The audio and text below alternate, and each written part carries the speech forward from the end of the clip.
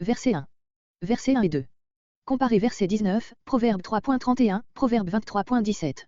Homme méchant, littéralement, gens de mal, attachés au mal et qui ne pensent qu'à mal. Verset 2. Ce verset 2 est avec le verset 1 dans la même relation que Proverbe 1.16 à Proverbe 1.15. La ruine du prochain sous toutes les formes possibles, déshonneur, pillage, meurtre. Verset 3.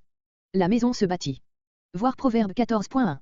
La maison n'est pas la construction matérielle, mais la famille, les propriétés, la fortune. Pour que cet ensemble puisse être constitué, puis entretenu, il faut que la sagesse soit le bon génie qui inspire tous les actes de la vie commune. Verset 4. Les chambres se remplissent. Comparez Proverbe 1.13, Proverbe 3.10, Proverbe 8.21. Verset 5. Versets 5 et 6 suite de la louange de la sagesse, source de force toujours et de victoire en temps de guerre. Comparez Proverbe 21.22. La force véritable et invincible, parce qu'elle est une énergie morale, c'est celle que donne la sagesse. Voir l'introduction au hagiographe. L'homme intelligent augmente sa vigueur. Comparez Amos 2.14, où l'original porte « L'homme fort n'affermit pas sa vigueur ». Verset 6. De la déclaration du verset 5, qui repose sur l'expérience, l'auteur déduit, verset 6, un conseil. Début du verset, comparez Proverbe 20.18, fin du verset comparez Proverbe 11.14. Verset 7. Versets 7 à 10. Nous retrouvons ici et dans les trois versets suivants la forme habituelle de la maxime, distique. Cette collection ne nous a fourni jusqu'ici que 2 exemples de ce type, qui en revanche étaient seuls représentés dans le recueil Proverbe 10.1-22.16. Le sot assiste aux assemblées délibérantes, à la porte, mais n'ayant pas la sagesse nécessaire pour se former une opinion et l'opposer à celle des autres, il garde un silence prudent, qui lui procure au moins l'apparence de la sagesse, Proverbe 17.28. Plusieurs traduisent, pour le sot la sagesse est une perle trop précieuse. L'idée est la même. Disons seulement que ce qui rend possible ces traductions si différentes, c'est le fait que le même mot hébreu peut signifier choses élevées et choses précieuses, d'où joyau, perle, corail, Job 28.18. Verset 8. Définition du genre de celle déjà vue Proverbe 16.21 à propos de l'homme intelligent et Proverbe 21.24 à propos du moqueur et qui n'a d'ailleurs qu'une valeur de l'ordre moral. Verset 9. Le pécheur a beau réfléchir et prendre ses précautions, il manque son but et doit tôt ou tard constater que le péché, selon le sens de son nom hébreu, chatat, et grec, amartia, est un leurre. Par son mépris de toute piété et de toute vertu, le moqueur, plus avancé encore dans le mal, s'attire l'animadversion générale. Verset 10. En 5 mots, vigoureux appel à l'énergie morale. À l'heure de l'épreuve, il faut réagir. Si, dans ces moments décisifs, on ne montre aucune force, c'est qu'on n'en a point. Il y a dans l'original un jeu de mots, si tu faiblis au jour de la détresse, Sarah, bien peu de choses, Psar, est ta force. Verset 11. Versets entre 11 et 12. Au lieu de se laisser abattre par l'adversité, verset 10, il faut, au contraire, à l'occasion, prêter main forte aux autres et ne pas avancer des excuses que Dieu percerait à jour. Mais qu'en faut-il payer de sa personne pour délivrer des condamnés à mort? Toujours, disent plusieurs, c'est une règle générale. Et ceci prouverait que la sagesse israélite en était venue à condamner la peine de mort. Mais voir Proverbe 28.17. Quand les condamnés sont innocents, pensons-nous. Ainsi les anciens de Gisraël auraient dû s'opposer à la mort de Naboth. D'autres encore pensent à des prisonniers de guerre. Verset 13. Versets entre 13 et 14.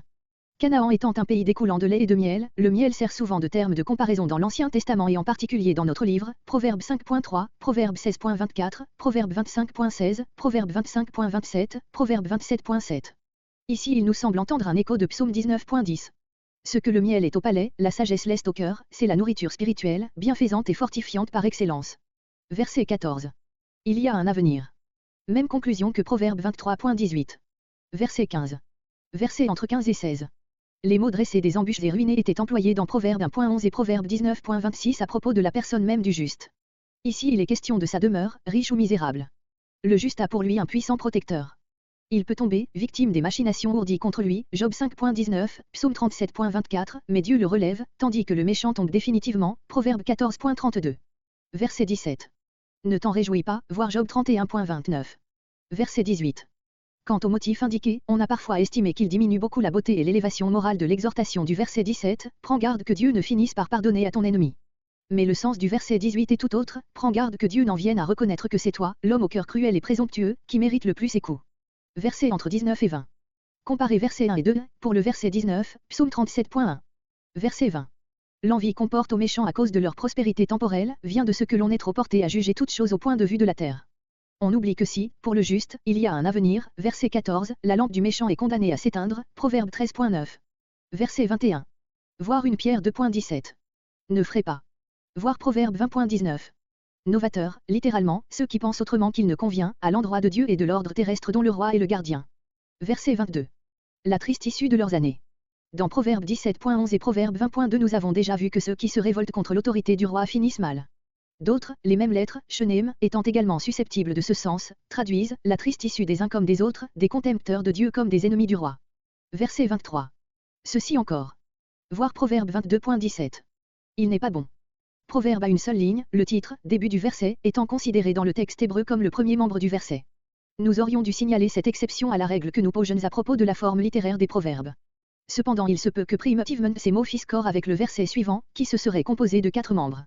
Faire acception de personne, littéralement, reconnaître le visage de quelqu'un, lui accorder une attention particulière. Juges et témoins doivent avoir les yeux bandés. Même expression dans Proverbe 28.21 et Deutéronome 1.17, Deutéronome 16.19. Ordinairement l'on dit, pour exprimer la même pensée, relever le visage de quelqu'un, Proverbe 18.5. Voir Genèse 32.20, Genèse 4.7, note. Verset 24. La nation entière finira par se révolter non seulement contre le juge qui condamne l'innocent, mais aussi contre celui qui absout le coupable. Il aura cédé à un besoin de popularité, mais il verra se retourner contre lui les armes qu'il avait employées. Les hommes eux-mêmes le maudissent. Il y a un certain optimisme dans ces mots, l'auteur croit au triomphe définitif de la justice et de la vérité, même ici-bas. Verset 25. Contrepartie du verset 24. Il n'y a pas, pour arriver à une solide popularité, de moyen plus sûr qu'une juste sévérité. Telle est la pensée sur laquelle va insister le verset suivant. Verset 26. Celui qui parle avec droiture et intelligence, montrant qu'il est à la hauteur de la tâche dont il a été chargé, fait une chose aussi agréable à son mandataire que s'il l'embrassait. Sur la valeur du baiser, voir 2 Samuel 15.5. Verset 27. Règle de prudence domestique. Tu bâtiras ta maison. Ne songe à te constituer un foyer que lorsque tu auras mis ton patrimoine en état de nourrir une famille. Verset 28. Sans raison, sans de bonnes raisons, sans être bien certain de ce que tu avances.